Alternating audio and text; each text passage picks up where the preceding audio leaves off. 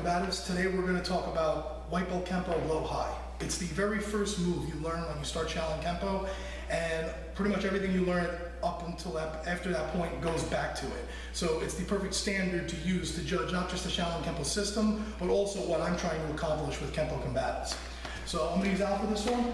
If Al was to come in with a straight shot, white belt Kempo low high does a number 3 block out into a hammer strike down to the groin area, keeping my hand here to guard against this. Then you reorient your hand, come up and do what's called a back 2-knuckle punch into his face.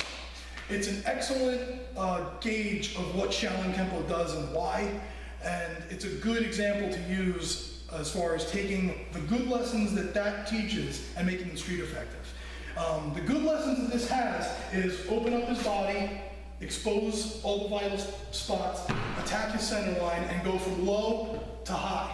Excellent. This is not a move I would use, however, if I was really aggressed. I've got to do this block, then I've got to counter strike, reorient my body, and then come up and counter strike again. So plus I'm doing something passive the first time he comes at me. I'm blocking, which is not something I like to do. I like to be active immediately. So when Al comes in with this shot, what I'm going to do instead is just right here, go right to his face. Immediately just wedge this out and go right to his face, taking either a tiger claw, eyes, whatever's there. Now staying within the lesson, I've opened him up, I've exposed all of his vital spots in the center of his body, and now I need to attack low. What makes more sense at this point though? To drop my hand and hit the groin, or just step right in and take the knee?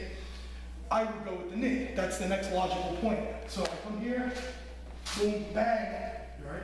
Okay. Where the head goes, the body follows, and the head will always follow the pain. So if I strike him down in the groin, his head's going to come forward.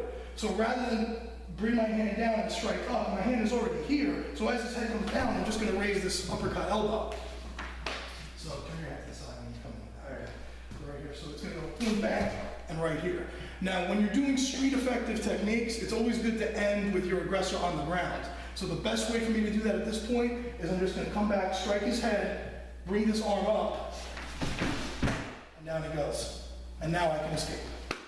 So one time quickly, turn this one up. So one time quickly.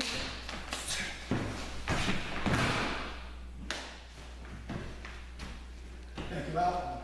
That's how you take a traditional martial arts technique, analyze it, see what the lesson is that move is trying to teach you, then apply combatives principles to it and make it street effective.